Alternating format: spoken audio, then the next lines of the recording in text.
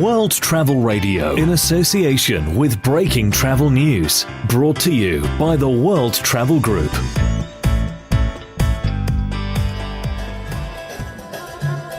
Welcome to this edition of World Travel Radio. I'm Phil Blizzard, and this time we have a Middle Eastern flavour because we're coming from a brand new all-inclusive resort in the northern part of the Arabian Peninsula, Ras Al Khaimah in fact. The resort is called the Rixos Bahar. We'll be finding out about that resort.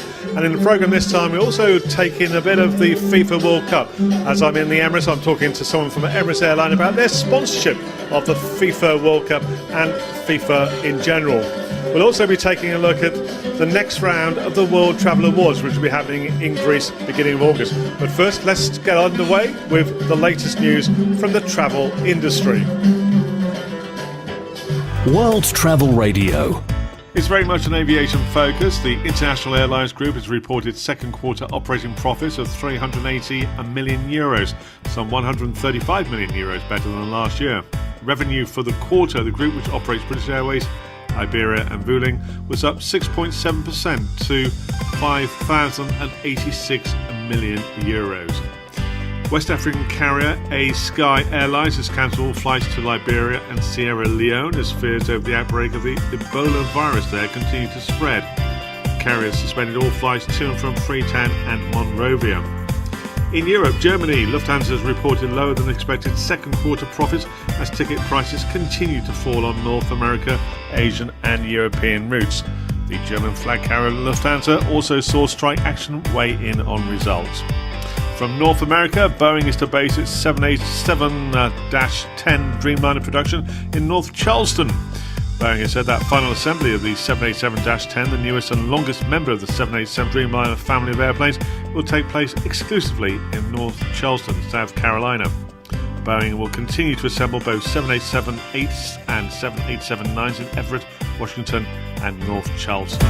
And staying with the 787, news from the UK where Thomson Airways has said all its long-haul flights will be scheduled exclusively on the 787 for the rest of the summer 2014.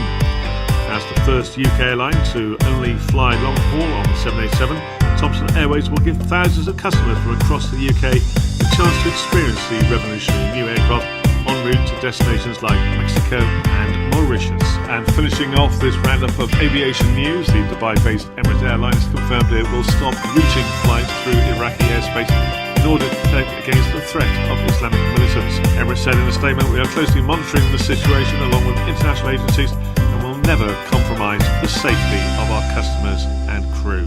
World Travel Radio. World Travel Radio, I'm Phil Blizzard with a roundup there of some of the latest news stories from the aviation, travel and tourism sector. And talking of aviation, let's find out now about the sponsorship of football from the perspective of Emirates Airline, as I speak with Boutros. So we're inside Emirates headquarters. As you can see, football fever everywhere. And Boutros, let's start off and look at the associationship between Emirates Airline and FIFA. When did it start and how has it evolved? It started 2006, and it started in a time where we start acquiring clubs. At that time, it was the beginning of negotiation with Arsenal. So for us, it was part of our strategy to own all the possible World Cup and the most watched sports in the world. And of course, FIFA is the pinnacle of the sports. We had a plan at that time to be like a main sponsor for soccer. We did the cricket, ICC Cricket World Cup. We were looking at the Rugby World Cup. So for us, it was like a way into getting into sports and into become Emirates Airline, the brand of the sports. I want to talk about the visibility you get, but first World Cup, 2006, Germany. Yes. How has it evolved since that time in terms of your involvement with FIFA World Cup? After 2006 World Cup, FIFA changed the way of sponsorship. You used to sponsor only the World Cup itself. Then they came up with an idea where you sponsor the program of the 4 years, which include Confederation Cup and all the other World Cups for under 17, Women World Cup, FIFA World Cup. So it was a good package where it covers all the FIFA events. So we signed for them for two World Cups, which was South Africa and Brazil. and we start building on the World Cup in the presence of just visibility, sign visibility. In parallel, we were working on other football clubs, which is, our now portfolio have AC Milan, Paris Saint-Germain, Real Madrid, Hamburg, Cosmos, of course, Arsenal. So now we are really very well established into the soccer world. World Travel Radio. Talking with Boutros from Emirates Airliner now to the brand new Rixos in Ras Al Khaimah, one of the northern Emirates of the UAE, and speaking with the general manager of the hotel, Mr. Haytham Omar, about the brand and the property. It is Rixos as a brand. It is stand really for excellent hospitality, especially that the company was born in Turkey, in Antalya. And Antalya as a region, it is one of the top leisure destinations, or let's say beach destinations around the world, with the all-inclusive concept. Yep. The all-inclusive concept, which is, you can say that it is a tailor-made holiday for guests who looks for a holiday which is hassle-free, which is that they know exactly what they have paid for and what they will gonna have. I mean, they don't need to sign checks around the property. Everything is all-inclusive for 24 hours, unlimited food and beverage. And that's good, isn't it? Especially for families where the costs, I mean, if you've got a family, a couple of children or more, the cost of soft drinks over a holiday can mount to quite a large bill. So it's all included, yeah? It is all. This is the best part. And this is why even when we introduced the concept in the local market, I mean, for people who are living in Dubai and Abu Dhabi, that they are looking for weekend escapes. It was incredible success for people to come and families and see that concept already applied here for their weekend. Yeah. So what's been the reaction so far? Because you're relatively new in the marketplace, aren't you? Yes. Well, we opened the property mid-February, and so far I would say that we had a very solid start. And talking there with Omar Haytham, the General Manager of the Rixos Al Bahar in Ras Al Khaimah, the United Arab Emirates, and the introduction of the all-inclusive concept to hospitality in the UAE.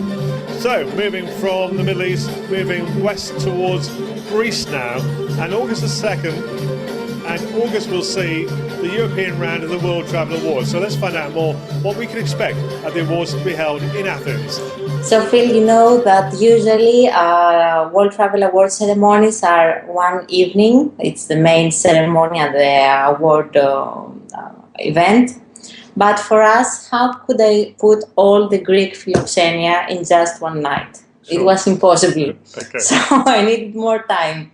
So with the help of World Travel Awards group, we have presented our idea, which was to have a full weekend of events, and they went for it. They loved the idea. So what we have organized is, apart from upon arrival, we have a very beautiful welcome cocktail, which is all Greek style, with a very nice Greek character. It is on our private restaurant, which is on the beach. So it's a perfect way to say hello to Greece and to Athens.